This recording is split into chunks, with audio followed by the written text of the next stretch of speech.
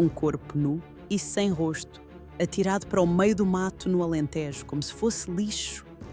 O cheiro era insuportável sob o calor de agosto e o silêncio do Alentejo escondia um segredo macabro. Quando a polícia encontrou Luís Grilo, 39 dias depois de desaparecer, o cenário era de um filme de terror. O cadáver estava irreconhecível. Tinha um saco de plástico enfiado na cabeça. E debaixo desse saco, o crânio estava completamente esmagado por pancadas de uma violência desumana. Quem faz isto é um pai de família. E porquê? Durante semanas, Portugal procurou um ciclista desaparecido, mas o que encontraram foi o resultado de um ódio puro. Falou-se em máfia, falou-se em diamantes de Angola e assassinos profissionais. Mas a verdade é que a polícia judiciária começou a desenterrar era muito mais estranha do que qualquer filme de ficção. Bem-vindos ao Arquivo Criminal. 16 de julho de 2018, Vila Franca de Xirra. Nas Cachoeiras, uma zona tranquila, a rotina da família Grilo parecia inabalável. Luís Grilo, de 50 anos, engenheiro informático e triatleta experiente, preparava-se para mais um treino. Segundo os relatos iniciais, às 4h30 da tarde, saiu com a sua bicicleta de carbono, avaliada em milhares de euros. Um equipamento que, curiosamente, nunca mais apareceu, nem em sites de vendas, nem em feiras. Aquele era um ritual sagrado. Ele percorria dezenas de quilómetros, desafiando o próprio corpo, mas voltava sempre para jantar com a mulher Rosa e o filho de 12 anos. Mas naquele dia, o sol pôs-se e o lugar à mesa continuou vazio. O telemóvel dava sinal de desligado. A bicicleta não aparecia. Não havia registro de entrada em hospitais. À medida que as horas passavam, a preocupação transformou-se em pânico. Onde estava o Luís? O alerta foi dado por Rosa Grilo. Aflita, ligou para a GNR a comunicar o desaparecimento do marido. A notícia espalhou-se rapidamente. A comunidade das Cachoeiras e de Vila Franca mobilizou-se de uma forma impressionante. Amigos, vizinhos e até desconhecidos juntaram-se às autoridades. Bateram o mato, percorreram ravinas, vasculharam valetas à procura de um sinal, de uma camisola, de uma roda de bicicleta. Rosa Grilo tornou-se o rosto da dor. Nas televisões, ela aparecia visivelmente abalada, apelando ao país inteiro por pistas. Com a voz trêmula dizia aos jornalistas: "O meu filho não para de perguntar pelo pai. O que é que eu lhe digo?"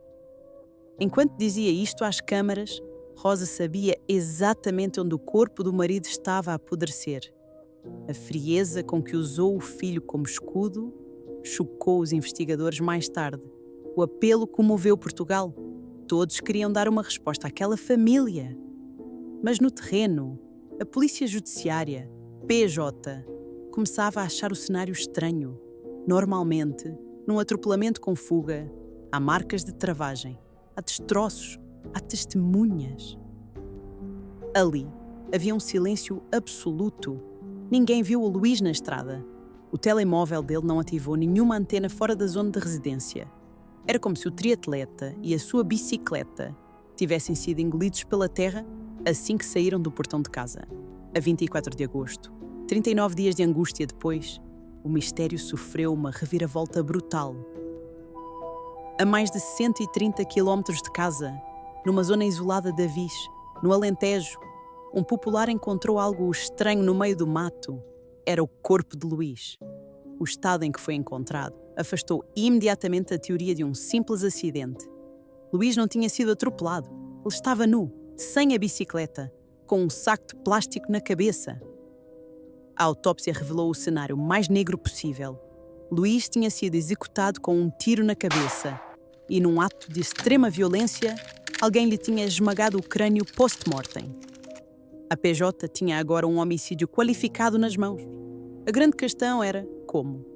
Como é que um homem sai para andar de bicicleta em Vila Franca e aparece morto nu a mais de 100 quilómetros de distância?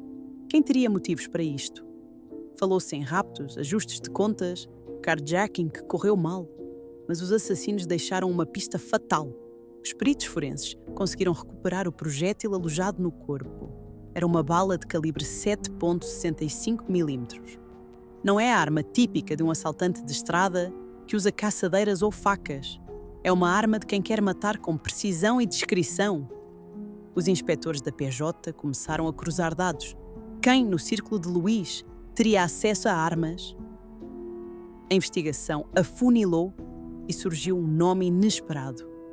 Um homem que tinha estado presente nas buscas, que tinha apoiado a família desde o primeiro dia. António Joaquim. Ele era oficial de justiça e tinha uma arma registada em seu nome, uma arma compatível com o calibre que matou Luís. Mas a surpresa maior veio a seguir. Ao analisarem as comunicações, a polícia descobriu que António não era apenas um amigo da família. Ele e Rosa Grilo trocavam milhares de mensagens.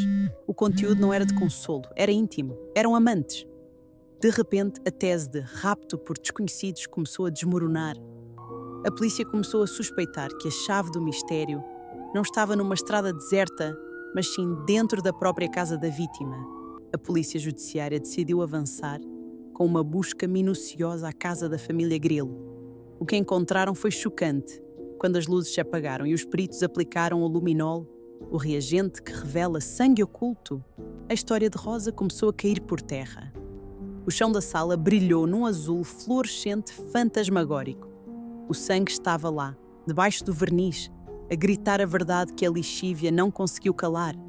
Havia vestígios de projeção de sangue na sala. Alguém tinha tentado limpar aquele cenário desesperadamente. A conclusão da polícia foi aterradora. Luís Grilo nunca chegou a sair para andar de bicicleta. A teoria do desaparecimento na estrada era fumo. Ele teria sido morto ali mesmo, dentro da sua própria casa, no seu refúgio. E o detalhe mais perturbador: tudo indica que o filho do casal, de apenas 12 anos, estava em casa no momento do crime.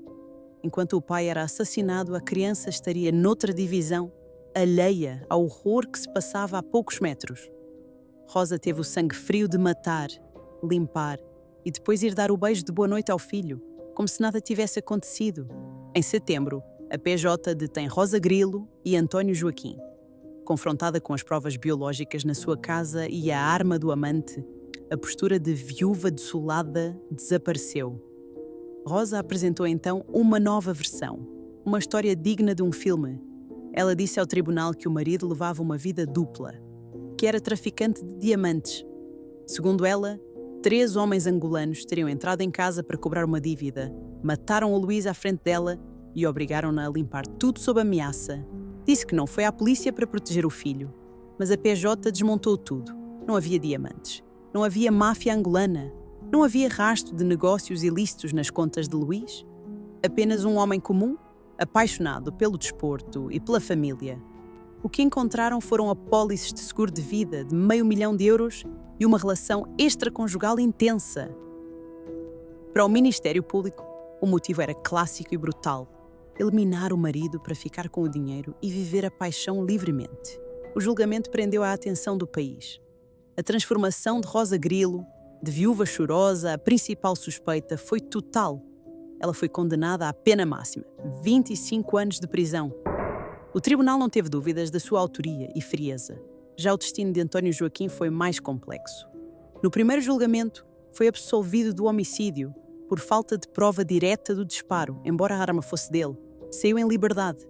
Mas a justiça não parou ali. O Tribunal da Relação reverteu a decisão. Consideraram que a presença dele, o telemóvel desligado e a arma eram provas suficientes de coautoria. Também ele foi condenado a 25 anos. Hoje, ambos estão presos. O crime do triatleta choca pela violência física, mas choca ainda mais pela traição, pela capacidade de manter uma mentira durante semanas, recebendo abraços de consolo em cima do local onde o crime aconteceu. E agora pergunto-vos, acham que a história dos angolanos tem algum fundo de verdade que foi ignorado? Ou foi apenas a última cartada de uma mente manipuladora? Deixem a vossa opinião nos comentários. Se gostaram do vídeo, subscrevam o Arquivo Criminal. Aqui, a verdade nunca prescreve. Até à próxima!